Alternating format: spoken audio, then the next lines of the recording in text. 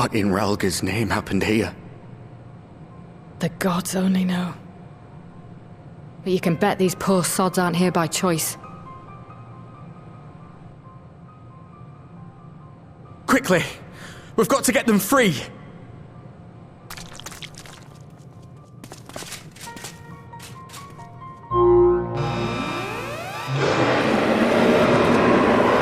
Get back!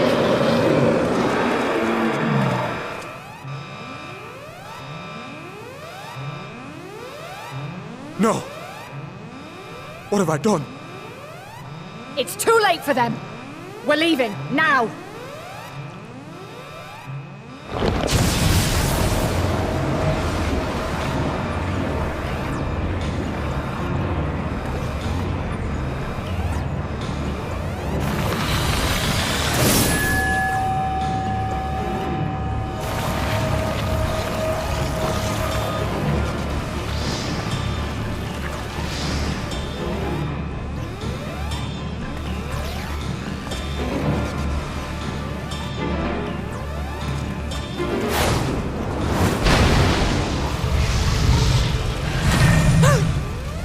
No!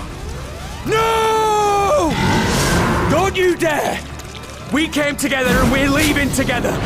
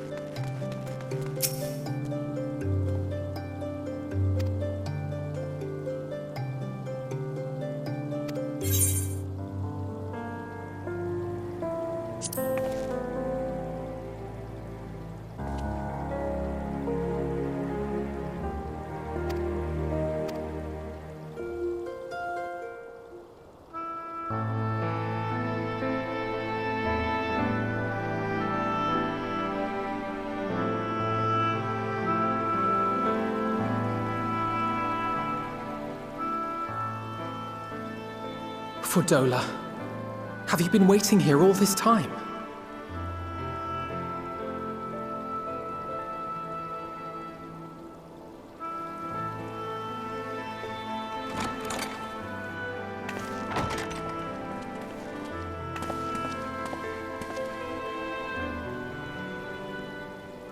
We have done what we can. The rest is up to him. May we see him?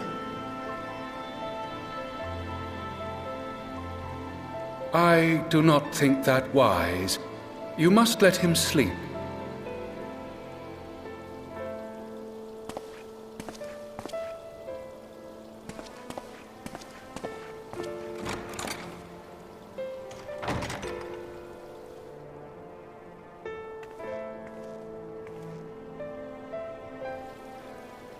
Thank you for bringing him back.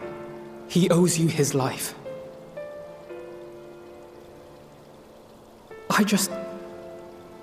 I just wish I had been there. Perhaps, I don't know, perhaps I could have... Could have what? Got tempered? Don't flatter yourself. You can't save everyone. No one can. Not even the warrior of bloody light. People die all the time, for no good reason. And those who take up the sword die quicker than most. If you're going to shed a tear every time a soldier falls on the battlefield, you'd best stay away. It's no place for the weak of heart. It may be that victory cannot be won without cost. But all life is precious, and I refuse to shrug at its loss.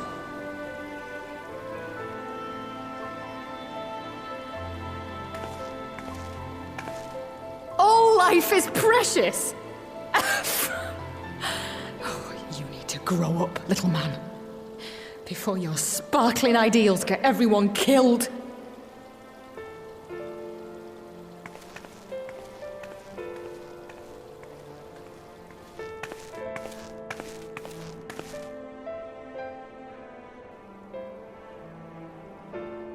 You're right. He is idealistic. But the world has more than its fair share of realists, like you and me. It's people like him who dare to dream that things could be better and make it happen against all the odds. They are the ones whose names live on forever. The heroes.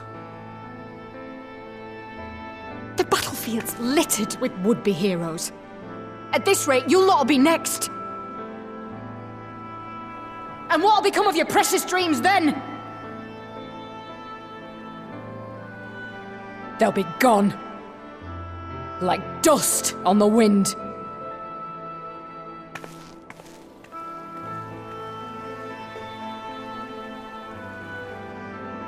Dreams worth fighting for don't die so easily.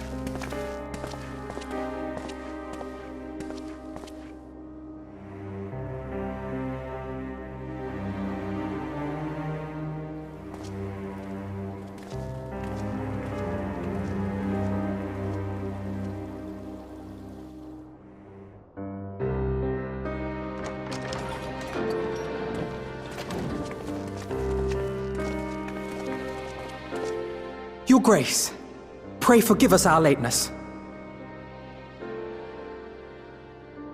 Think not of that. I understand a close comrade of yours was wounded in the line of duty. Arenvold. It was at the Alliance's behest that he risked all, and we are grieved to hear of his condition. Rest assured, he will receive the finest care our chirurgeons can provide. On that you have my word. Now, we would share with you the findings of the mission. Pippin, pray relate to our guests the details of Fordola's account.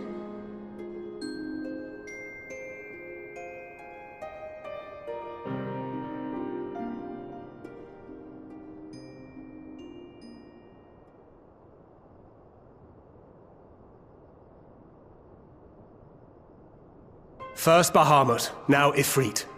Or Lunar Ifrit, as Fan Daniel would doubtless have it. 'Tis now all but certain that the towers were conceived to facilitate the summoning of primals by those imprisoned within. Less certain is the means by which the Telophoroi constrain the wills of said entities to enact their designs in defiance of the pleas of their victims. Mayhap they do not. If mere proximity to the towers is enough to make loyal servants of the Empire's mortal enemies, it stands to reason that the same is true for those held captive. They invoke their gods for the good of Garlemald, and in their disturbed state of mind, summon a primal whose form reflects their own alteration. It all begins to make sense. Upon closer inspection, I realized that the towers bear a striking resemblance to a much larger structure which Urianger and I observed from afar during our visit to the Imperial capital. Assuming it too is capable of tempering those in its immediate vicinity, it would go some way to explain the swiftness with which the Telophoroi managed to rally so many Imperials to their cause.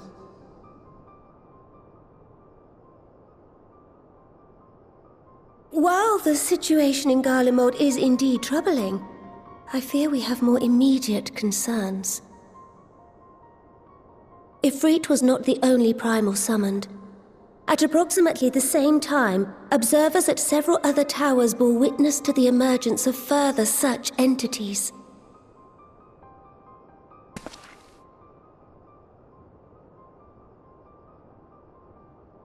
For a blessing, none appear to wield aught approaching the destructive power of Bahamut, and the Grand Companies are moving to deal with the threat even as we speak.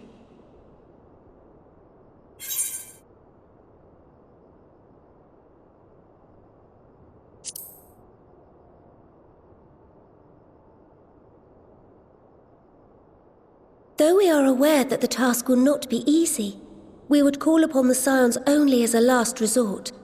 Pray, conserve your strength for now. After all, it was not so very long ago that you rid us of Bahamut. On which note, I am pleased to report that our talks with the Amalja have reached an agreeable conclusion. They have pledged their full support to our cause. It is our hope that this historic agreement will encourage other tribes to join us at the negotiating table. And I know that I speak for all of the Allied leaders when I say that we will welcome them with open arms at such time as they do. Of course, this was only made possible by the feats of heroism performed at Paglfan. Moreover, we shall not allow the sacrifices of those fallen in battle to have been made in vain. As hope leads to victory, shall victory lead to a new dawn for Eorzea. May these words ever be our guide, Your Grace.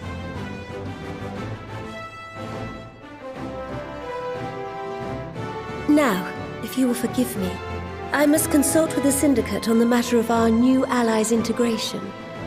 Till next we meet, my friends, I bid you safe travels and blessed respite.